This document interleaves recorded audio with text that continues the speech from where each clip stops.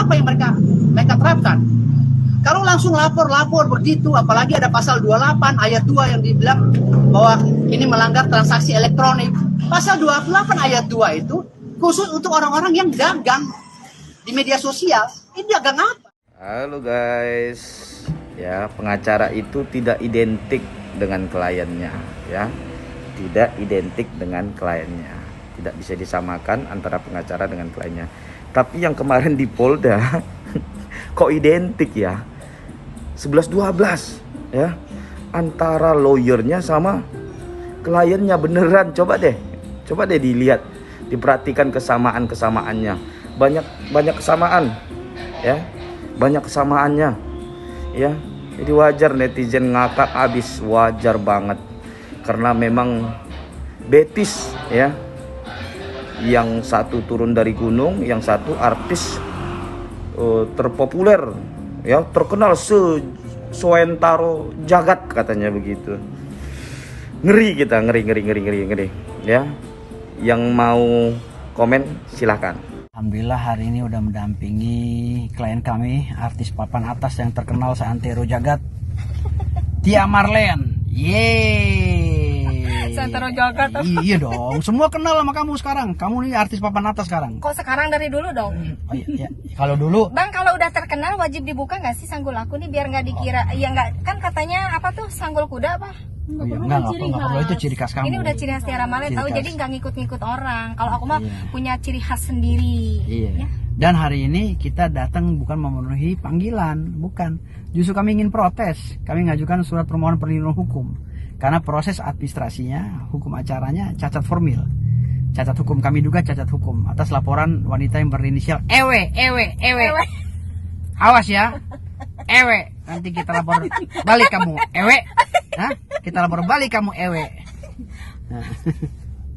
Assalamualaikum warahmatullahi wabarakatuh. Saya masih ingin menanggapi soal pandangan pakar yang baru turun gunung terkait dengan preskon saya bersama dengan AW di Langit Entertain Kamis 20/2022 ya, terkait dengan somasi DS terhadap AW yang diduga melakukan pencemaran nama baik.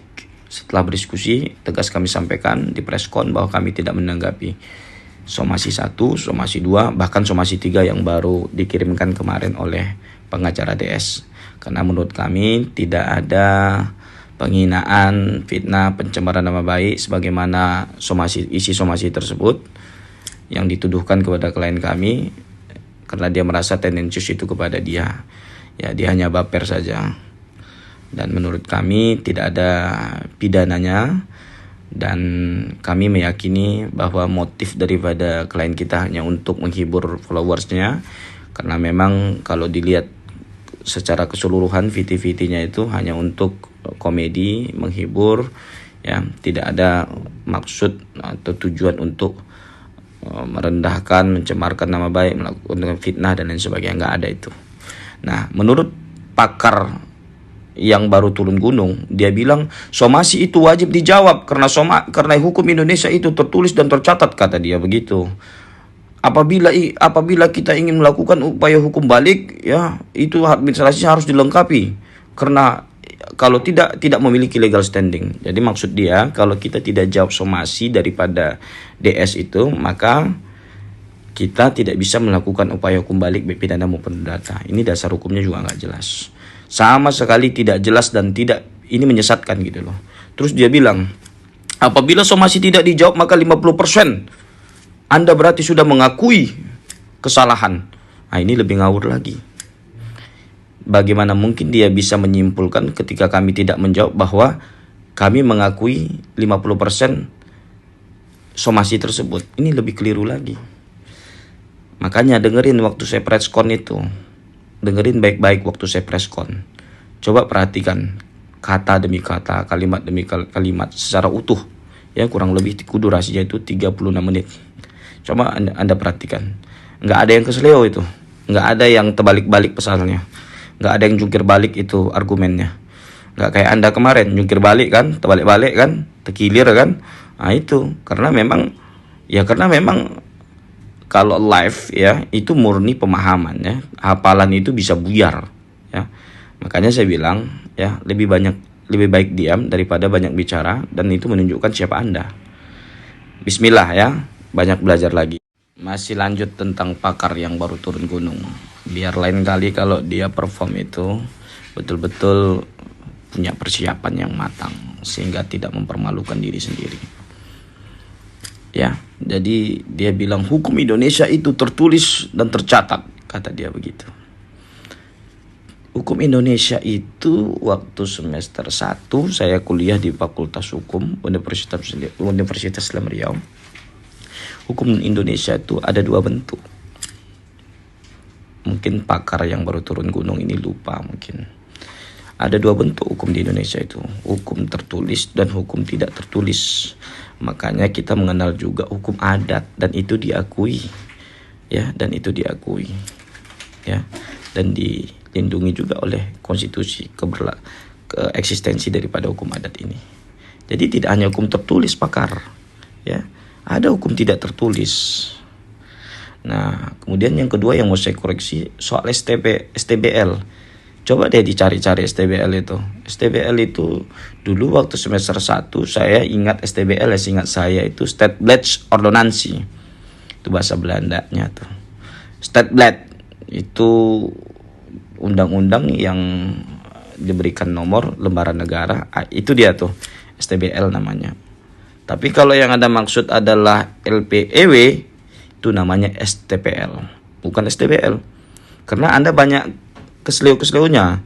Karena beda pengucapan, beda makna. Apalagi salah pengucapan seperti pasal 36 yang dimaksud adalah pasal 63, itu terbalik. Ya. Belum lagi dia menyebutkan undang-undang nomor 16 tahun 2019, itu beda lagi, itu bukan tentang ITE. Mungkin maksudnya undang-undang 19 tahun 2016. Jadi terbalik-balik. Inilah kalau pikirannya terbalik-balik. Jadi terbalik-balik apa yang dia sampaikan. Apa yang diucapkan itu kan hasil daripada pikiran itu. Nah, hasil pikirannya itulah yang diucapkan itu. Nah, jadi menurut saya ya banyak keseleo-keseleunya lah gitu ya. Terus ya saya pikir memang tidak mudah ya, tidak mudah untuk berpendapat di muka umum, preskon seperti itu tidak mudah. Karena itu live ya, tidak ada editan. Ya, itu murni langsung kita perform, media rame, kita harus sampaikan. Jadi kalau kita salah-salah ya begitulah adanya ya. Ya seperti yang Anda, cobalah Anda lihat preskon Anda. Gimana? Setahu aku sih itu kan hamil duluan, aku bilang gitu kan, udah 5 bulan. Astagfirullahaladzim. Aku rasa Mbak ini diantara lupa punya hati sama lupa punya ini kali ya. Karena kalau seandainya dia punya ini, dia bakal mikir dulu sebelum bicara gitu kan. Udah bicaranya gak pakai bukti lagi. Tapi oke lah kalau seandainya dia punya bukti. Dan amit-amit nih ya, omongan dia itu kenyataan. Yang dipakai gitu hati nuraninya, gimana caranya biar dia gak semudah itu ngebongkar aib saudaranya gitu loh, sesama muslim. Lah ini udah dia yang kayak gitu, dia yang minta perlindungan hukum. Aduh, udah gak terbahas lagi deh.